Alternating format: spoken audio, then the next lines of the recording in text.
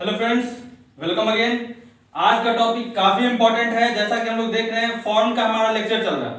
Form के बारे में हम लोग पढ़ रहे हैं। ये फॉर्म का 5वां आपका लेक्चर है। फॉर्म के बेसिस पे मैंने प्लेलिस्ट तैयार कर दिया है फॉर्म का, जिसे सिर्फ फॉर्म सीखना है या फॉर्म में कभी भी दिक्कत आता है आप HTML फॉर्म में जाइए, वहां पे फॉर्म आपका पूरे अच्छे तरीके से क्लियर हो जाएगा point by point.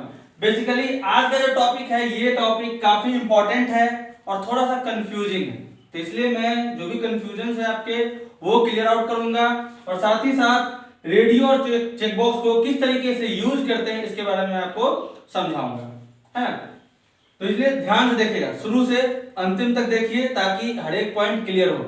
Website development या कोडिंग इजी लगता है जब तक कोई दूसरे को करते देखते हैं। जब खुद करना होता है तो कॉन्सेप्ट का पता चलने लगता है कि क्या यूज करना चाहिए क्या नहीं, उस समय प्रॉब्लम्स आती है। इसलिए ध्यान से समझिएगा, इजी उतना नहीं लेना है।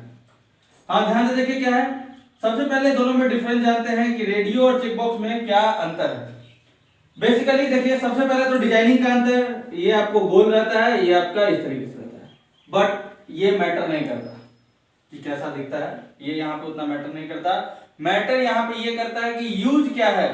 रेडियो और चेकबॉक्स, इसका भी काम है सिलेक्ट करने का, इसका भी काम है सेलेक्ट करने का। जैसे इसमें क्या है, अंतर यही है, ये ऐसे आता है और ये टिक लगता है।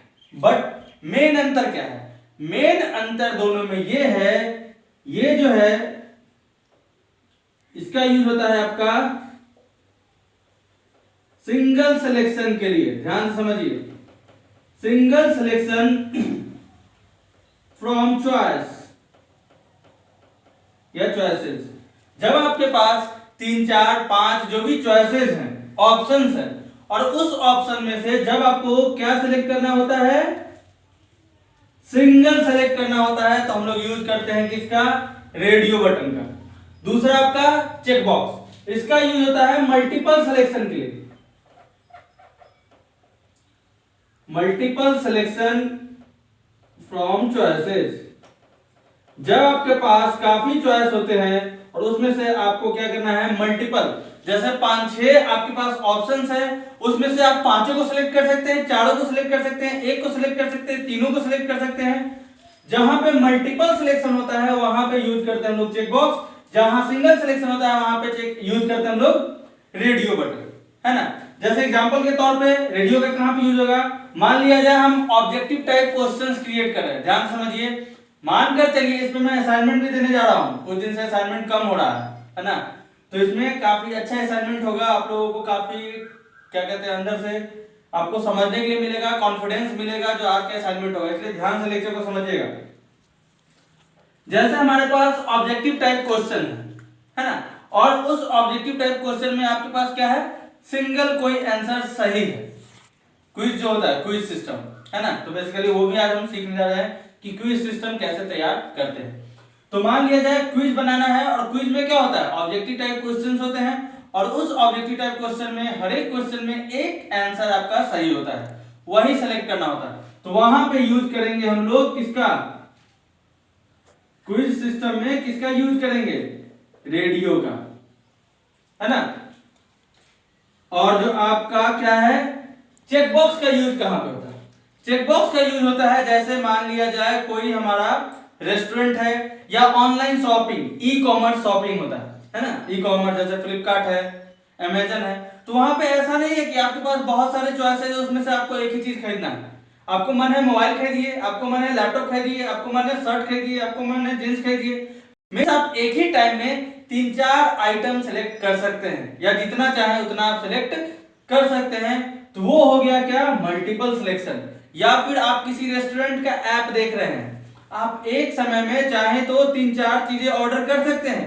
मींस वहां पे आप क्या कर रहे हैं, मल्टीपल सिलेक्शन का यूज कर रहे हैं। बट आप क्विज हो गया, हमारा जेंडर का सिलेक्शन हो गया, तो वहां पे हम क्या यूज कर रहे हैं, वहां पे हमें सिर्फ सिंगल, जैसे कोई बंदा है या तो मेल होगा या फीमेल होगा, है कि नहीं, तो वहां पे हम लोग क्या यूज करेंगे, हम लोग रेडियो बटन का यूज करेंगे। और जहां पे हमें मल्टीपल यूज लेना है, मल्टीपल सिलेक्शन लेना है, वहां पे हम चेक बॉक्स का यूज करेंगे। तो सबसे बड़ा डिफरेंस यही है।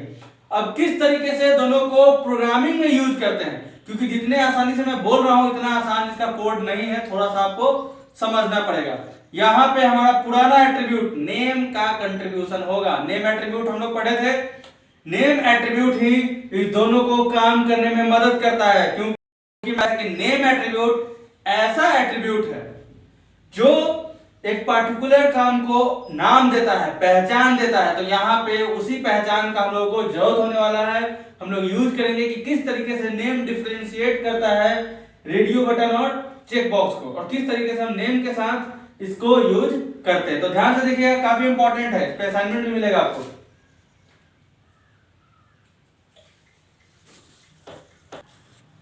तो पहला हम लोग देखने जा रहे हैं यूज ऑफ रेडियो बटन, कि रेडियो बटन से क्या कर सकते हैं। तो मैंने दो एग्जांपल लिया है, आपके दिमाग में जैसा है, जैसा प्रॉब्लम है उस तरीके से सोच सकते हैं, समझ सकते हैं।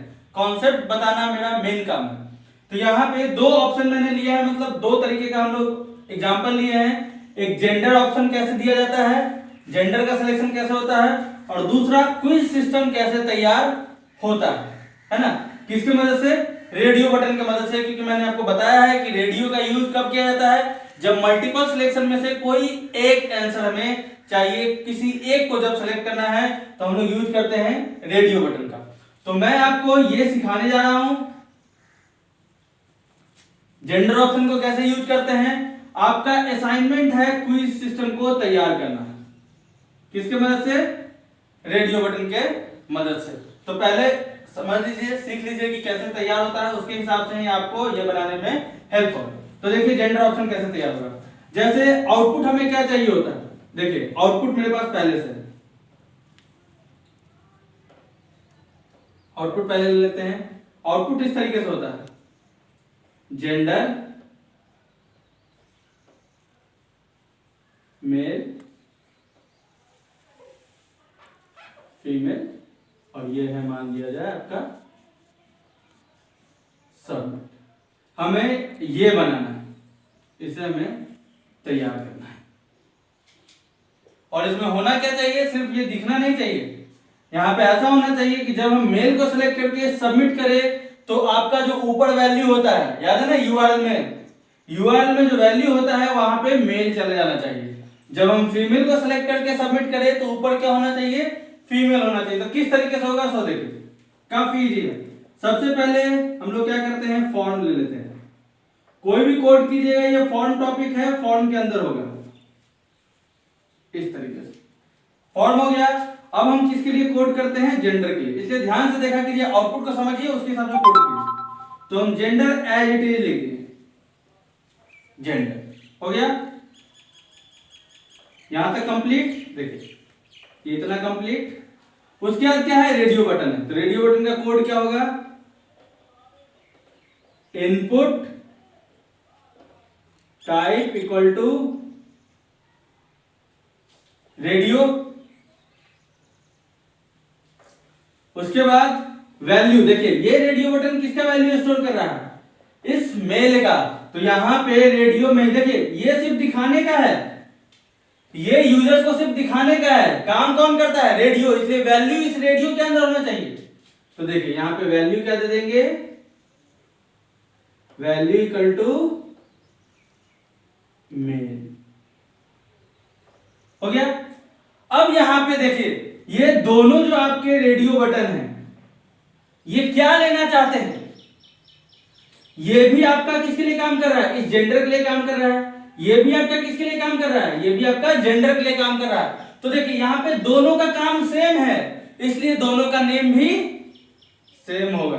ध्यान से समझिए, जब भी हमारे रेडियो बटन का यूज करना हो और क्या हो कि आपका जो ऑप्शन है वो किसी एक के लिए काम कर रहा है, जैसे मान लिया हम क्विज सिस्टम को तैयार कर रहे हैं, तो आपके क्वेश्चन 1 का 4 ऑप्शन होता है, हमारे क्या होता है, क्वेश्चन 1 का 4 ऑप्शन होता है। इसका मतलब चारों ऑप्शन का नेम क्या होना चाहिए, सेम होना चाहिए।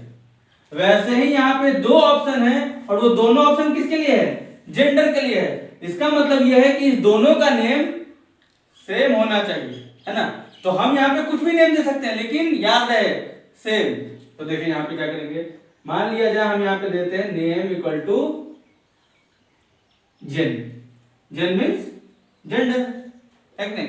नेम इक्वल टू जेन दे देते हैं, जेंडर लिख लीजिए, जेन दे दीजिए, जी दे दीजिए, लेकिन एक रहे।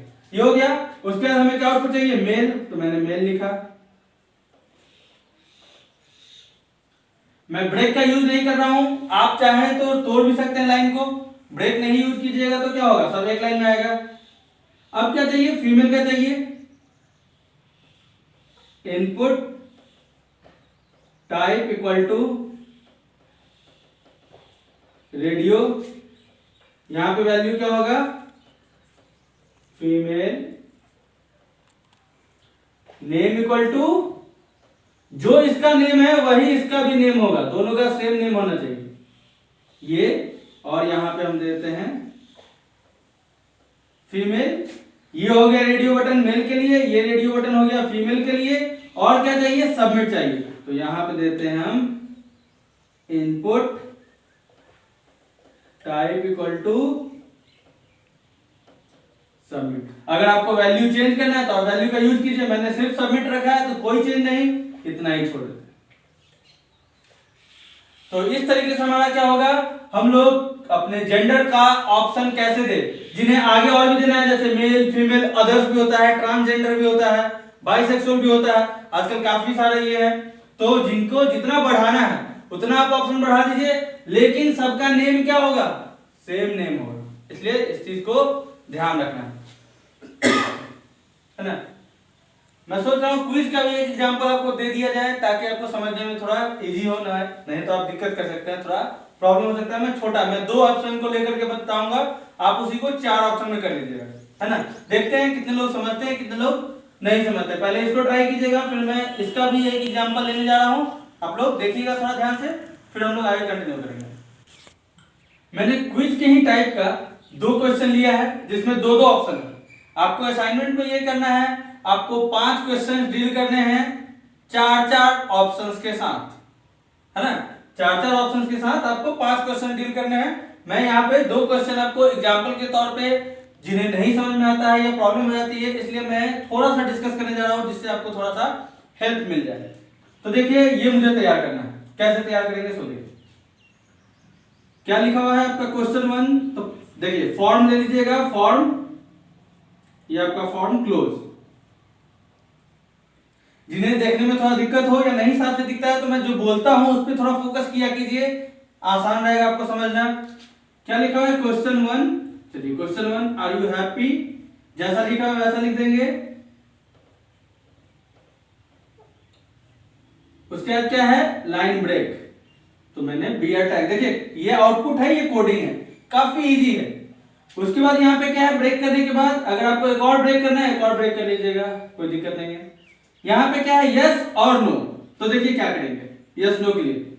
ये क्या है, रेडियो बटन, तो रेडियो बटन कैसे देंगे, input type equal to radio, फिर क्या देते हैं हम, वैल्यू, इसका वैल्यू क्या है, यस, फिर नेम, तो नेम इक्वल टू क्या देंगे, ये किसके लिए यूज हो रहा है, ये दोनों ऑप्शन किसके लिए यूज हो रहा है, क्वेश्चन 1 के लिए, तो यहां पे ज्यादा इजी हम लोग क्या दे देते, नेम इक्वल टू Q1, यहां से आपको समझ में आ जाएगा, टेंशन नहीं लीजिए, ये हो गया। उसके बाद कोई ब्रेक नहीं है इसके लिए, input type equal to radio, value equal to no, name क्या देंगे, यहां पे नेम क्या होगा, सिंपल, ये भी किसके लिए यूज हो रहा है, क्वेश्चन 1 के लिए, तो इसका भी नेम Q1, यहां पे नो। ये देखिए हमारा पहला क्वेश्चन तैयार, ब्रेक करना है, इसके बाद हम ब्रेक लगा देते हैं, चलिए ब्रेक लग गया। अब सेकंड क्वेश्चन, क्वेश्चन 2, क्या लिखा हुआ है, डू यू लाइक इट,